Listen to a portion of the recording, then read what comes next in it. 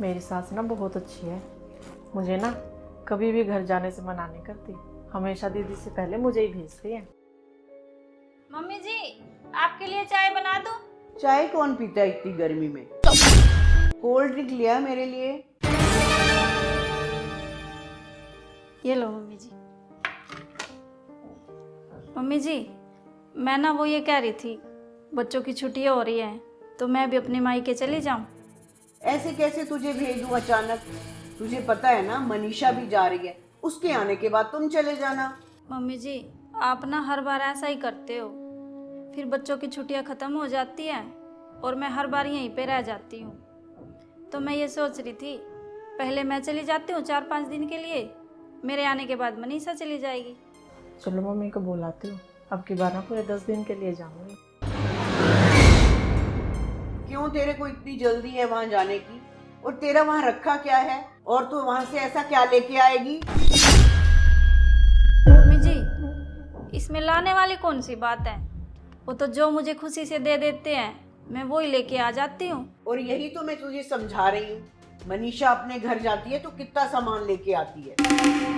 और तूने कभी सोचा भी नहीं होगा, वो अपने लिए इतने बढ़िया बढ़िया सूट लेके आती है और जो मेरे लिए लेके आती है वो अलग। ये जो सूट मैंने पहन रखा है ना, ये भी उसकी मम्मी ने दिया है। और तेरी मम्मी ने आज तक मेरे को क्या दिया है? नंगे घर की। तेरे घर वाले तुझे कुछ दे दे वही बहुत है, हमारी तो छोड़ो, तेरा खर्चा भी हमें उठाना पड़ रहा है।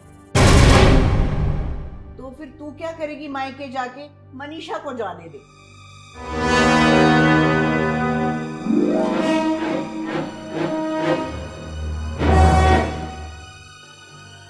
मम्मी जी, हाँ बेटे, जा रही है तो मायके? आ गया तेरा भाई?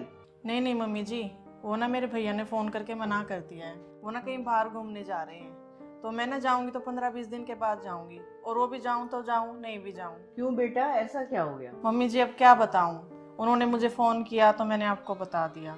कोई बात नहीं बेटे, तू जाके आराम कर ले, प्रियंका सारा काम कर लेगी। ठीक है मम्मी जी। प्रियंका, तू जाके सारा काम कर ले। ठीक है मम्मी जी। प्रियंका, मनीषा के लिए कुछ फ्रूट काट दे। ठीक है मम्मी।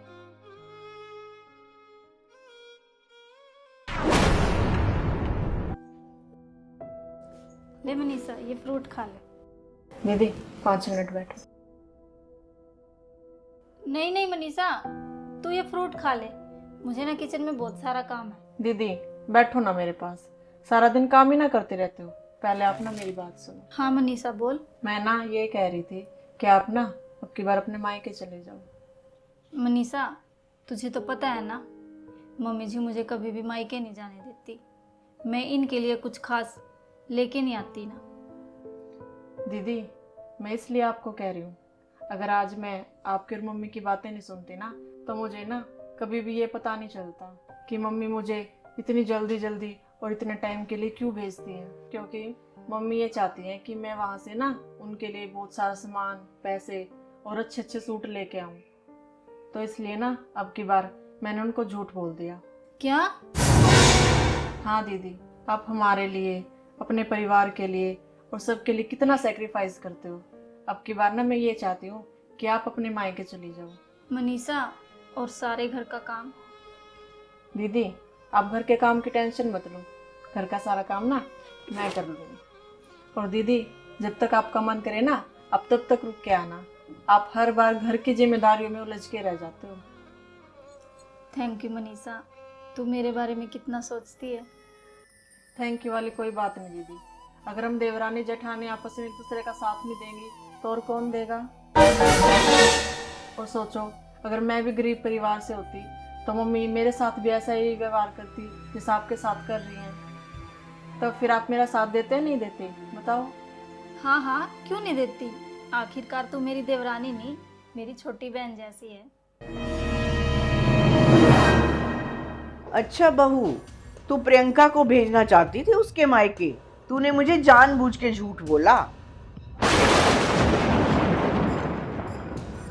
हाँ तो फिर मम्मी मैं इसमें गलत क्या कर रही हूँ? गलत तो आप कर रहे हो दीदी के साथ।